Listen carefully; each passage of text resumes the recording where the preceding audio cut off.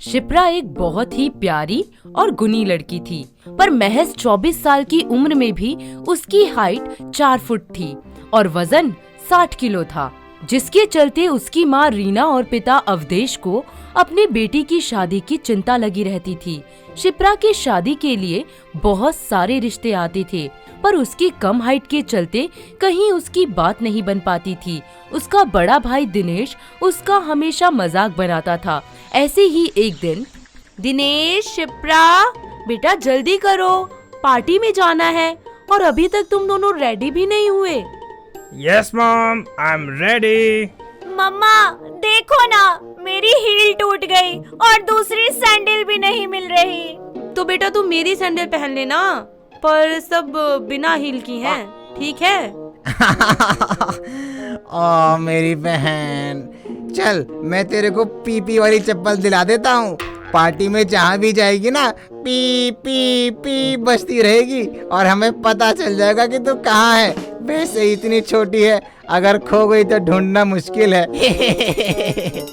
मम्मा इसे बोल दो अपना मुंह बंद कर ले, वरना अच्छा नहीं होगा। क्या है ये सब? चुप करो तुम दोनों, जब देखो लड़ाई करते रहते हो, दुखी कर दिया है मुझे।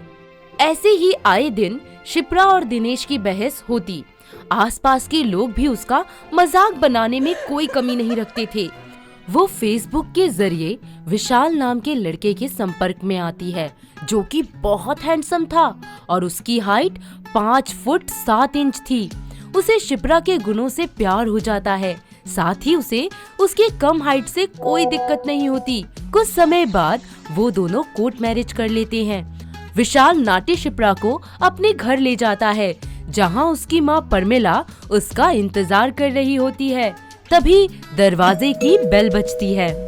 बेटा आ गया तू, कब से तेरा इंतजार कर रही थी।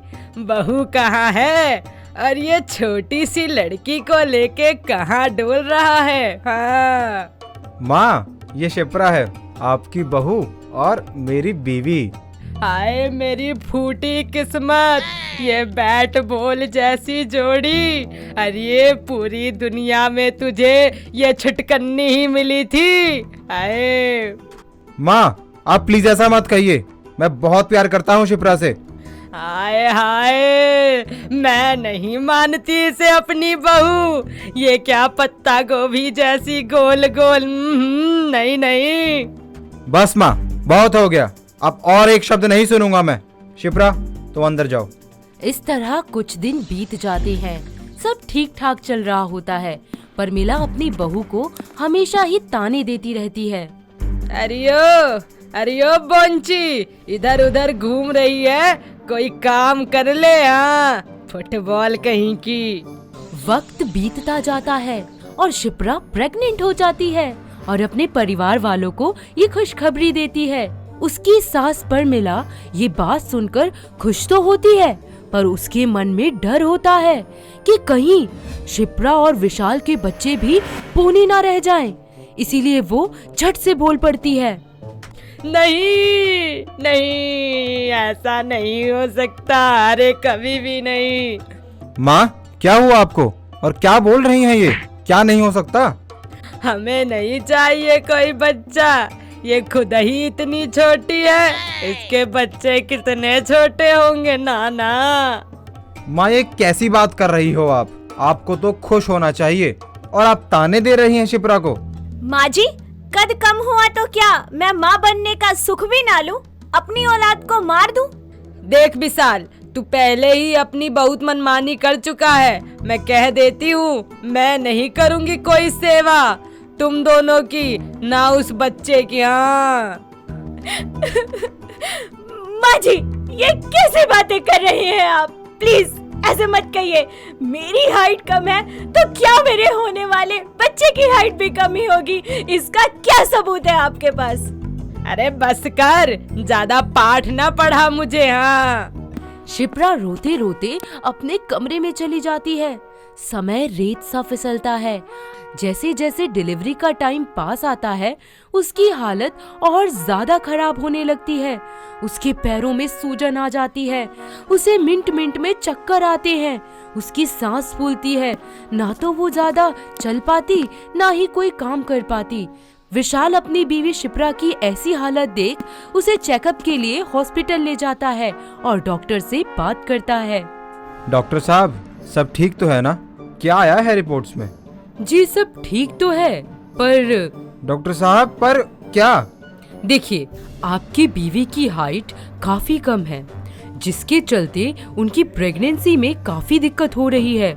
हो सकता है कि डिलीवरी के टाइम पर उनका ऑपरेशन करवाना पड़े।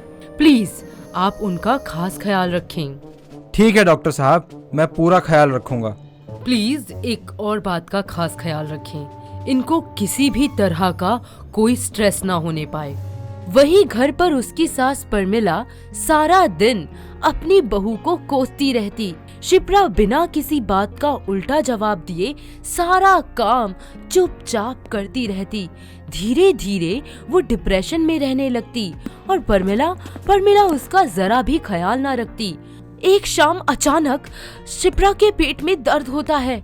वो अपनी सास के पास जाती है और कहती है, माँ जी मेरे पेट में बहुत तेज दर्द हो रहा है। अरे मेरे सामने ज्यादा प्रपंच मत रचा, जा यहाँ से। माँ जी, मुझे कुछ भी अच्छा महसूस नहीं हो रहा, प्लीज प्लीज। रुक, मैं फोन करती हूँ डॉक्टर को। माँ जी, वो शिप्रा वहीं बेहोश हो जाती है। सब उसे जल्दी से हॉस्पिटल ले जाते हैं, जहां उसे इमरजेंसी वार्ड में ले जाया जाता है। अरे डॉक्टर साहब, क्या हुआ है मेरी बहू को? वो ठीक तो है ना? जी अभी हम कुछ नहीं कह सकते, आप वेट करो। मरीज की हालत बहुत ज्यादा खराब है। सिस्टर, ऑपरेशन की तैयारी करो जल्दी। जी ऑपरेशन? क्यों?